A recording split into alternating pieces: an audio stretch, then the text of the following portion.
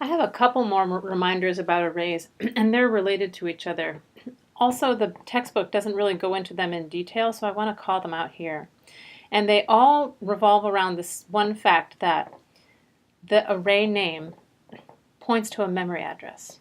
So what does that mean for us? Here, if I fill up the number with the array with random numbers, and I print it out, print the max and the min maybe. Say I decide to make another variable, and I say int second array equals random nums. Because maybe I want to start with the same variables that are in random nums, or the same numbers that are in random nums. Okay, so I set second array equal to random nums. This does not make a copy of the randoms num array and put it into second array. That's not what happens. I'm going to put a comment right above it to make sure that this makes its way into your notes. Second array points exactly at the same memory address as random nums. This means that if I modify something in second array, it actually modifies the number in random nums. So I know that I have numbers between 0 and 9 in each slot, random numbers. If I say second array sub 1, and I set it to a -1, and then I print everything else out again. Let's do a quick print.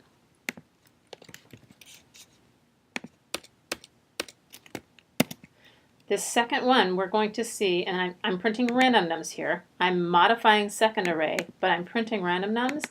We'll see that change happen. Let's see it.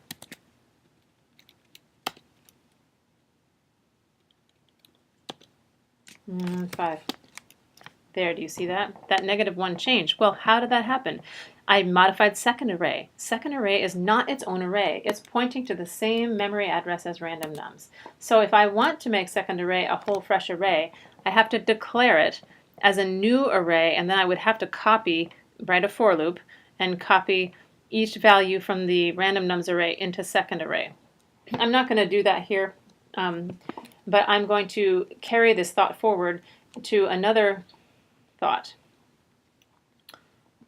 which is if I pass an array to a method, I can actually modify the original array because I'm not passing like a whole bunch of ints. I'm passing the address of where they live. So here's what I mean.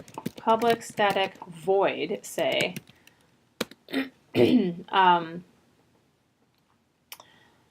double. Oh, I can't say that, of course, because double is a keyword. Double array. And I pass in an array.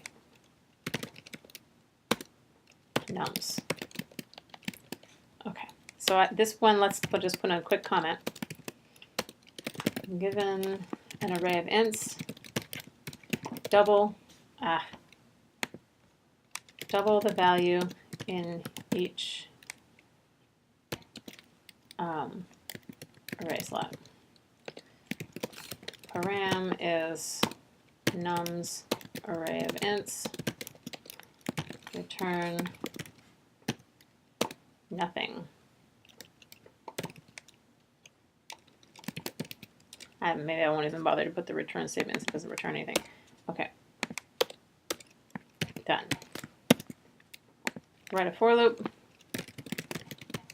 In I equals 0, I is less than nums.length, I plus plus, num sub I times equals 2. Done. This will actually modify, of course it modifies the values in nums, that, as you can see from this code, but what's not as obvious is wherever this original array is, wherever it got passed in from, we'll call it from main, it's going to modify those values. It's weird. Usually parameters don't work this way, but in the case of arrays, it does work this way. And later on, when we do objects, you'll see it also works like this. So let's do this.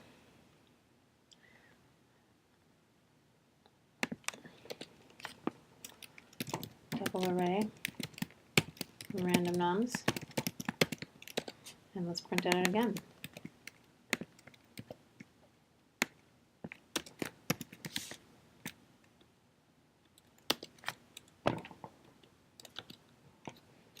Eight. Here it was. Here was the change that I made to the second array. Here I doubled all the values, and you can see when I come back from that method, they are still doubled. The original array has been affected. So this is what's known as passing by reference in many languages, meaning that a reference is a memory address. So if I'm passing a parameter to a method and it's an array, it's actually the memory address that's being passed. So this, whatever this is, if you modify it inside this method, it's going to modify the actual thing that was passed in.